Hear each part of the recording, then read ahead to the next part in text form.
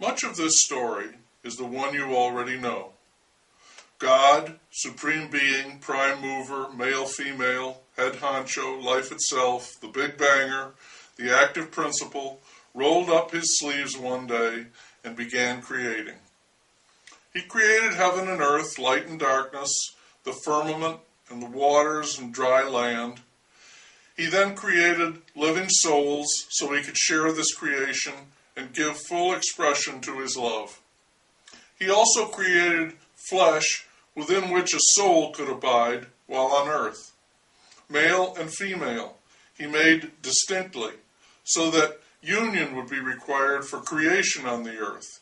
In that way, even man could experience the power of love and the necessity for love in all creation.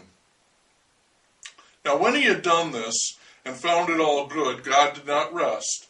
He had no need of rest. He was not tired, nor had he exhausted his supply of ideas. All was proceeding according to his plan.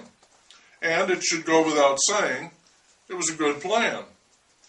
Like the generous God he was, and creation was nothing if not a generous impulse, he invited the angels to participate.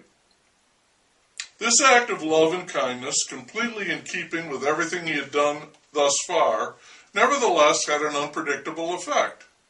Before this invitation, the angels felt worship, which was not unfamiliar to God. Worship for them was the admiration and appreciation of what God had done. For him, this creating was itself an act of worship, so he knew it well. But now, faced with creating something themselves, the angels for the first time felt a stirring of another response, a sense of awe. This was new to God. He stood in awe of nothing, since he was everything, an intimate part of all things, and he had carefully planned it so that all things would be a part of him, fully sharing in his divinity. Nevertheless, some of the angels felt this awe. They were, to put it bluntly, intimidated. God was asking them to play God. God's intention was to introduce variety into his kingdom and also share creation with the souls he'd created. So he asked the angels to make trees and flowers and birds and insects and animals, the full abundance of the world. It was God's way of creating diversity and unity, the harmonious participation of his creation in the creation at a single stroke.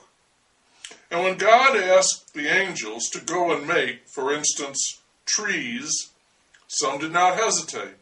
They had a clear vision of the essence of a tree, and they made their own variations. Hickory, redwood, oak, maple, pine, butternut, cherry, ginkgo, apple, and many more. But some angels trembled at the thought of participating in the master plan. They felt they knew what a tree was well enough, but they weren't sure about the entire plan and how or if their tree would fit in. They feared their trees would not be as good as a tree of God or the trees already created by the other, more self-assured angels. They were in doubt, another wholly unfamiliar feeling.